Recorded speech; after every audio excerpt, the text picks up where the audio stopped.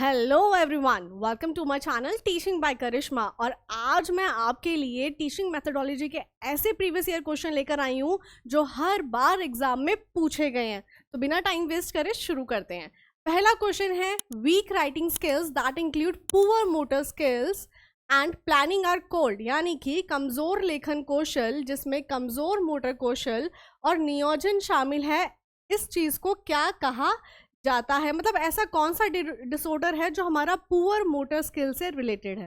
तो पहले के करके इन सबको जान लेते हैं। पहला आता है हाइपरमेट्रोपिया। हाइपरमेट्रोपिया एक ऐसा डिसऑर्डर है जो आई से रिलेटेड है आपका, ठीक है, और जिसमें क्या होता है, दूर की चीज़ें तो हमें बहुत साफ दिखाई देती हैं, पर जो पास की चीज़ें हैं वो हमें ब्लर दिखाई देती है।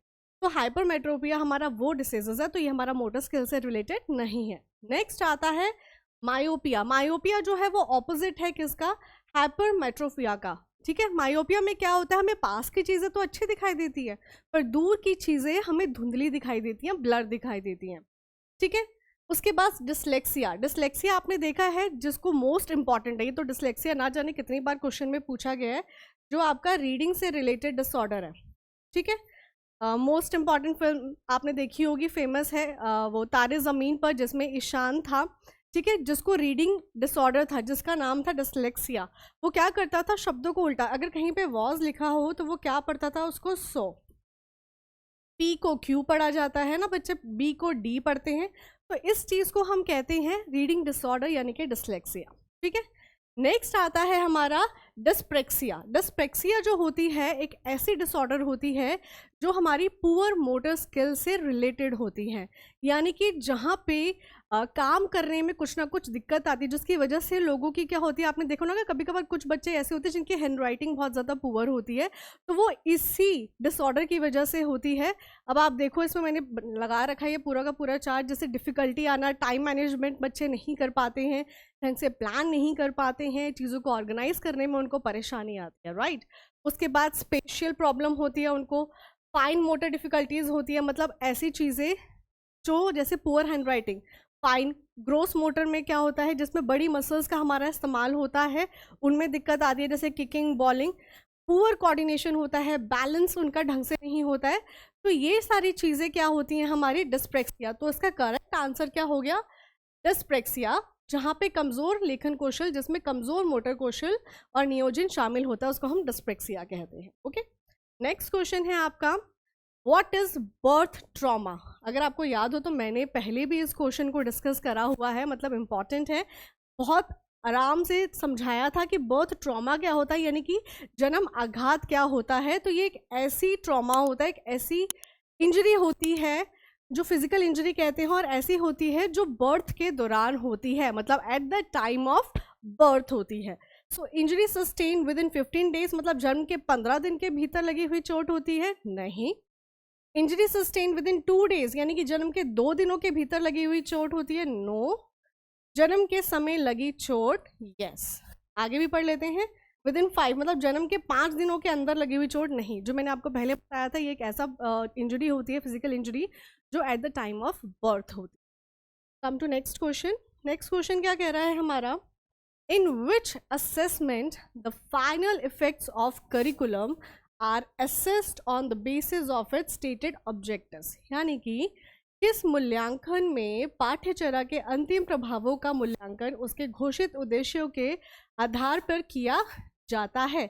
मैंने हर क्वेश्चन के साथ लिख रखे हैं कि वो कौन से पेपर में, मतलब कौन से साल में पूछे गए थे। तो सभी इंपॉर्टेंट है। प्लीज़ चैनल को सब्सक्राइब करना मत भूलना, अपने दोस्तों के साथ शेयर करना भी मत भूलना, ताकि उनको भी कुछ बेनिफिट मिले, राइट। देखिए, फॉर्मेटिव एवेल्युएशन, पहले हम एक एक करके जानते हैं कि ये एवेल्युएशन कौन से होते हैं, उसके बाद हमें आंसर अपने आप पता चल जाए, राइट।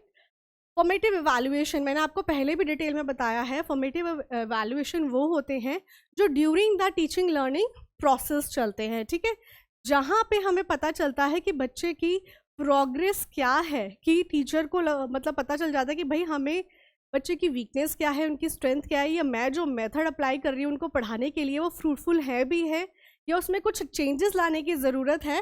तो ये याद रखना कि during the teaching learning process चलते हैं, राइट।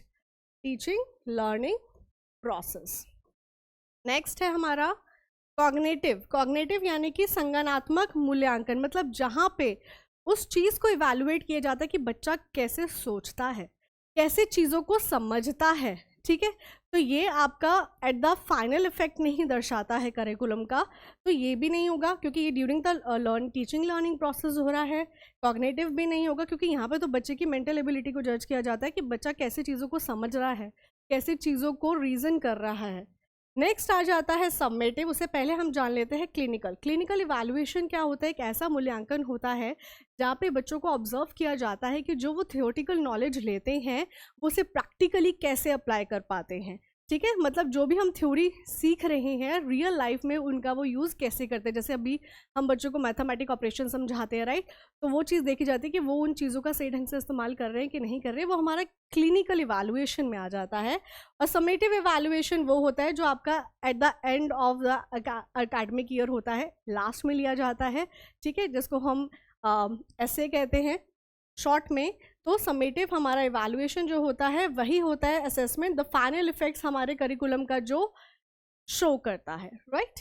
नेक्स्ट क्वेश्चन देखते हैं, what will be the behaviour of a person be when he or she is deficient in empathetic behaviour. मतलब कि सहानुभूतिपूर्ण व्यवहार में कमी होने पर व्यक्ति का व्यवहार कैसा होता है, ठीक है।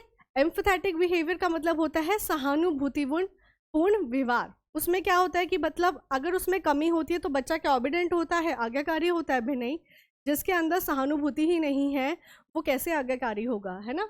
तो ये भी नहीं है। हार्मलेस, मतलब ऐसा बच्चा जिसके अंदर इस चीज़ की कमी है तो वो क्या हानि रहित होगा, मतलब किसी चीज़ को हार्म नहीं होगा? नहीं। देखो ऐसे जो बच्चे होते हैं जिनके अंदर इस बिहेवियर की कमी होती है वो बहुत ज़्यादा एग्रेसिव नेचर के होते हैं, बहुत जल्दी रूड हो जाते हैं, मतलब बहुत रूड बिहेवियर होता है, एटीट्यूड बहुत होता है, गुस्से में बहुत जल्दी आ जाते हैं। तो मतलब ऐसा होता है कि वो दूसरों को हार्म कर सकते हैं।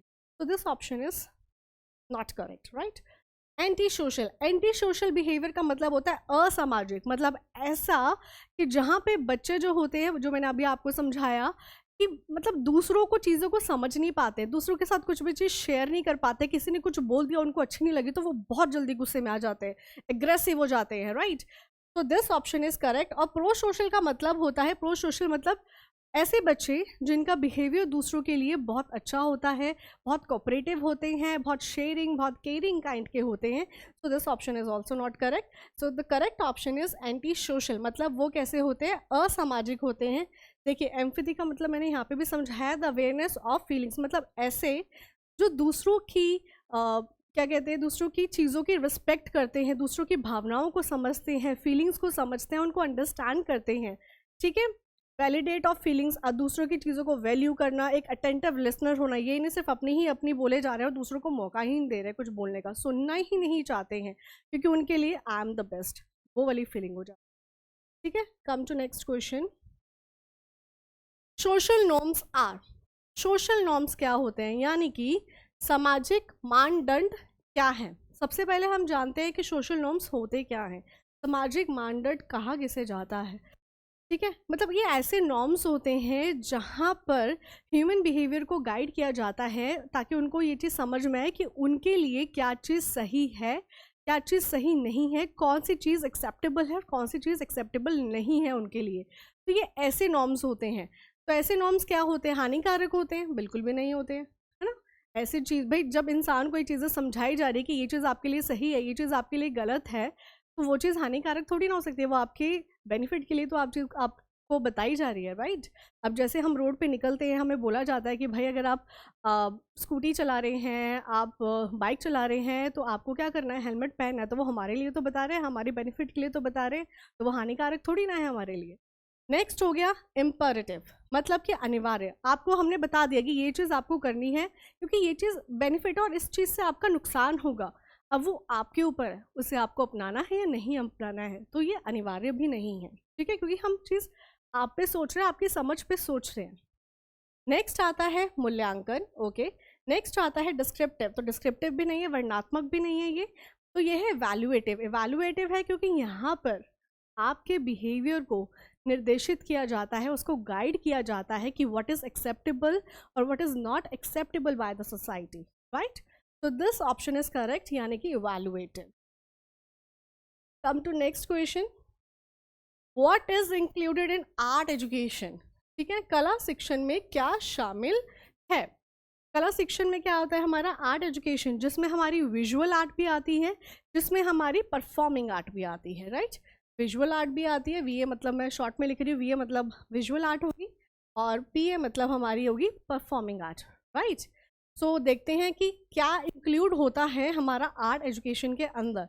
आर्ट थ्रू एजुकेशन मतलब शिक्षा के माध्यम से कला सिखाना, ओके, नो, कि हम सिर्फ इसमें क्या सिखाएंगे, सिर्फ शिक्षा के माध्यम से हम उनको आर्ट कर रहे हैं बस।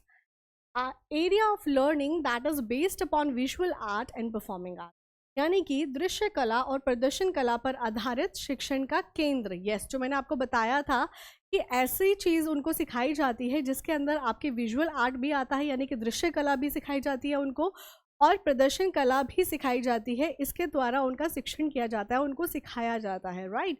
तो दिस ऑप्शन इज करेक्ट। आगे भी पढ़ लेते हैं, एजुकेशन थ्रू आर्ट मतलब वही चीज़ घुमा के आर्ट थ्रू एजुकेशन होगी या एजुकेशन थ्रू आर्ट होगी, यानी कि कला के माध्यम से शिक्षा होगी, या combination of art and education. So these both options are incorrect. So correct option is B, जहाँ पे आपका सिखाया जाता है किसके बेस पे, विजुअल आर्ट के बेस पे और परफॉर्मिंग आर्ट के बेस में।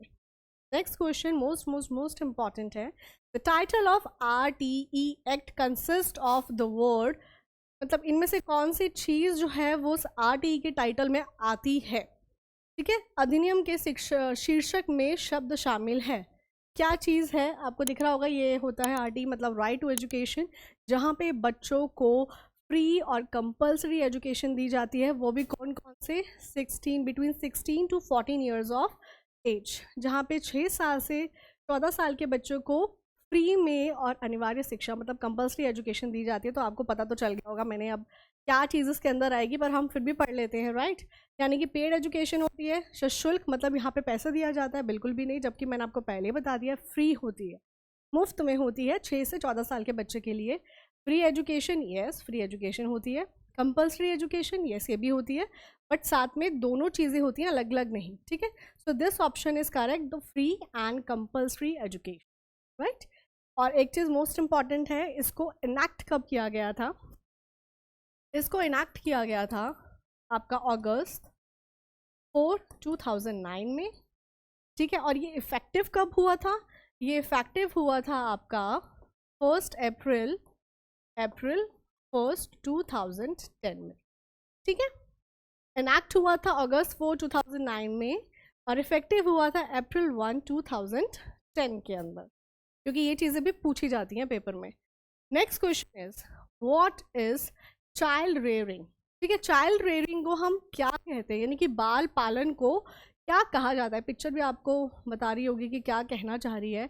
मतलब चाइल्ड रेयरिंग मतलब बच्चे का पालन पोषण, उसको हम और भी क्या कह सकते हैं? पेरेंटिंग, एडोलेसेंस, अडल्टहुड या टीचिंग, ठीक है? नाम से पता चल रहा है बच्चे का पालन पोषण यानी कि कौन करेगा? पेरेंट्स करेगा ना, तो इसको हम पेरेंटिंग भी कहते हैं, ठीक है? चाइल्ड रेयरिंग को हम पेरेंटिंग भी कहते हैं। नेक्स्ट क्वेश्चन है हमारा, depression, self harm and anxiety disorder and eating disorder are all examples of dash health problems faced by children, यानी कि अवसाद यानी कि डिप्रेशन, आत्मक्षति यानी कि सेल्फ हार्म खुद को नुकसान पहुंचाना, खुद को हार्म करना, एंड एंग्जाइटी मतलब चिंतन, सोचते रहना, बहुत ज़्यादा हम फ्रस्ट्रेट हो जाते हैं ना कभी कभार। नेक्स्ट आ जाता है हमारा ईटिंग डिसऑर्डर मतलब खाने का विकार। ये सभी किन समस्याओं से रिलेटेड हैं? फर्स्ट फिजिकल, शारीरिक हैं आपकी? नहीं, चीज़ों को समझो, देखो डिप्रेशन हो गया, सेल्फ हार्म हो गया, ये सब चीज़ें आपकी क्या है? आपके फीलिंग से रिलेटेड हैं ये सारी, आपने देखा होगा। फीलिंग्स हो गया, आपकी इमोशंस हो गए, है ना, आपकी मेंटल स्टेट होगी, तो ये सब चीज़ें हमारे इन सब चीज़ों से रिलेटेड है। तो जहाँ पे फिजिकल तो कहीं नहीं आता, ये फिजिकल नहीं होगा, ठीक है? इंटेलेक्चुअल भी नहीं है, आपके मेंटल चीज़ों से भी रिलेटेड नहीं है, स्पिरिचुअल आध्यात्मिक भी नहीं है, ये सारी आपकी क्या है? एक आपकी भावनात्मक मतलब आपकी इमोशनली चीज़ों से जुड़ी हुई हैं, आपकी भावनाओं से जुड़ी हुई हैं, आपकी फीलिंग से जुड़ी हुई हैं। मेंटल स्टेट को ये चीज़ें डिस्टर्ब करती है जब हम बहुत ज़्यादा डिप्रेशन में रहते हैं, सेल्फ हार्म कर लेते हैं, खुद को नुकसान पहुँचा लेते हैं। क्यों? क्योंकि हमारा उस टाइम जो इमोशनली हम लोग बैलेंस्ड नहीं होते हैं, जिसकी वजह से हम ये सारी चीज़ें करते हैं। आई होप आपको ये सारे क्वेश्चन समझ में आए होंगे और मैं नेक्स्ट पार्ट में भी बहुत इंपॉर्टेंट क्वेश्चंस लेकर आने वाली हूँ। तो चैनल को सब्सक्राइब करना मत भूलना, सेव करना मत भूलना और शेयर करना और लाइक करना भी मत भूलना। Thank you.